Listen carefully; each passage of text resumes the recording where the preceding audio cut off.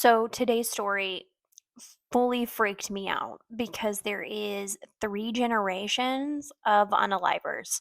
And I don't think I'd ever seen that before. Like a grandfather, a father, and then a son. It's just bananas. So we're going to talk about our 2 victims. There's 2 young girls. They have a lot in common. So Ashley and Miranda are their names. They grew up in Oregon City, Oregon. Ashley was 12. Miranda was 13.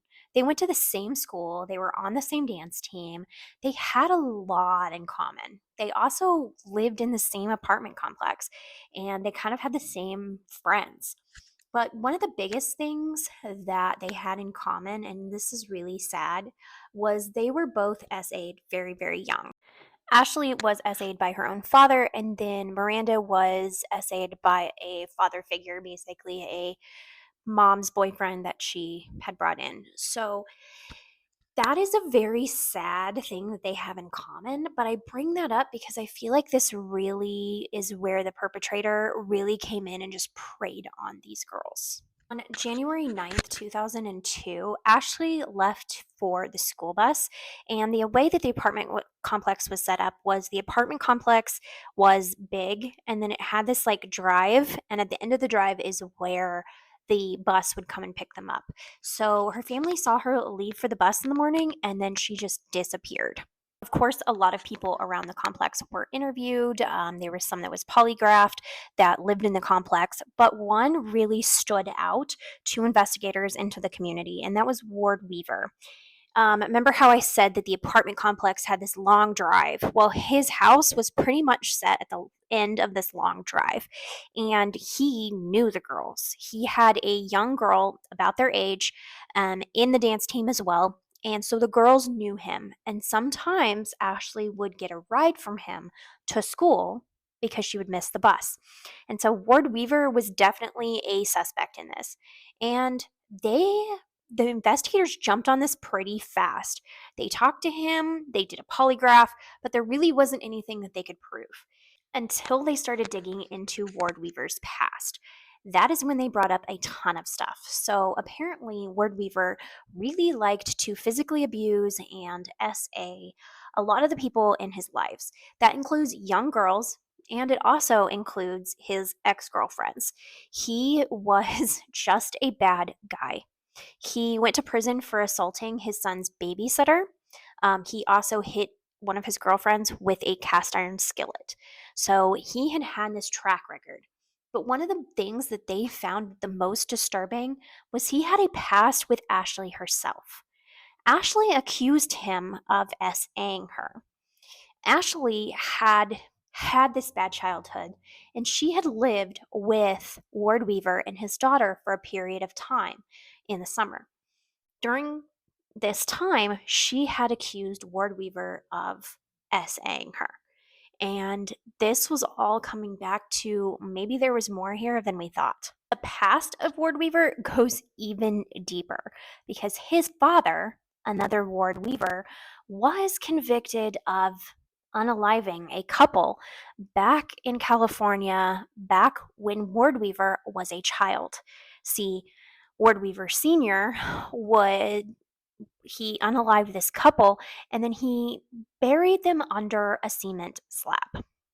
But the search was still on for Ashley. And what was interesting to me was that Miranda Gaddis was actually interviewed about Ashley by the local news station. She was standing waiting for the bus, and this local news station asked her relation to Ashley. She said she didn't really know her a lot and she didn't know what happened.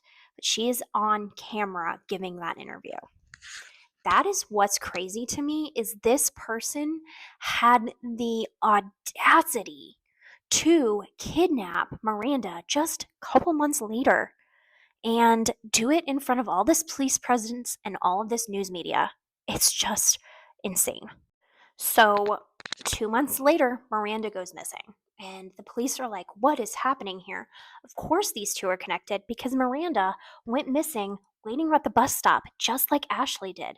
So people were like really side eyeing Ward, but there wasn't any evidence that he did anything. Day that Ashley went missing, Ward said that he had had trouble with his security system and he was home during the morning and then went to work. The morning that Miranda went missing, he says he was taking care of his sick daughter, but his daughter wasn't even home during that time. She was with her mother. So, this is another string of lies that Ward has coming out of his mouth. And it compiles when news media and police start seeing that Ward Weaver was pouring a cement slab in his backyard. Yeah, he says that he wanted to put his hot tub on this cement slab, but you can see clearly in these news videos that he has it tarped off and he is pouring a concrete slab in the backyard. All while these girls are missing. And while the girls were missing, Mr. Ward Weaver decides to do some interviews. He does some interviews with the local news media, saying that he believes Ashley's a runaway and Miranda and Ashley's cases aren't connected. He also takes us on a little trip through his house where he talks about how many girls, young girls, he has sleeping over at his house. He also takes us walking on that concrete slab that he had just poured.